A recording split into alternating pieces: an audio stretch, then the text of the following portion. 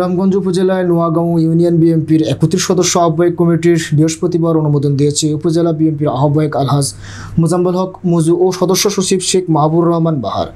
বৃহস্পতিবার নোয়াগাঁও ইউনিয়ন বিএনপির অস্থায়ী কার্যালয়ে কর্মী সম্মেলন করেন নোয়াগাঁও ইউনিয়ন বিএনপির প্রাক্তন কমিটির সভাপতি মোহাম্মদ তাওহিদ হোসেন মারুফ ভূঁইয়া।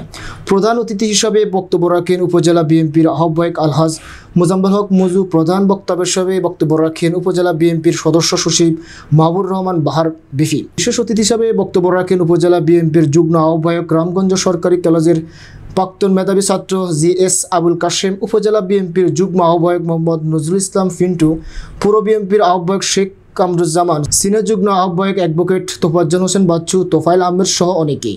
নবগঠিত কমিটির আহ্বায়ক তাওহিদ হোসেন মারুফ ভূঁইয়া জানিয়েছেন, মাসের ভিতরে নওগাঁ ইউনিয়নের সবগুলো কমিটি গঠন করবেন। তিনি জানান, আমার উপরে অর্পিত দায়িত্ব পালনের সচেষ্ট থাকব।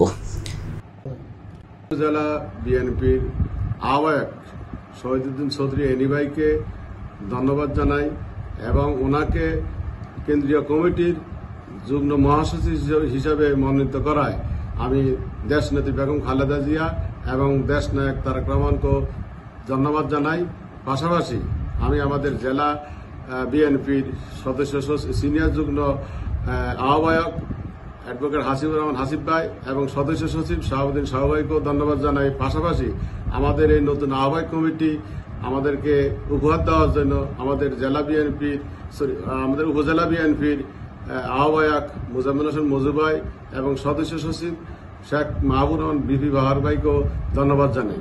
আমাদের যুগ্ম আহ্বায়ক অ্যাডভোকেট হাসিবুর রহমান হাসিব ভাই এবং সদস্য সচিব শাহাবুদ্দিন শাহ ভাইকেও ধন্যবাদ জানাই। পাশাপাশি আমাদের এই নতুন আহ্বায়ক কমিটি আমাদেরকে উপহার দেওয়ার জন্য আমাদের উপজেলা বিএনপির আহ্বায়ক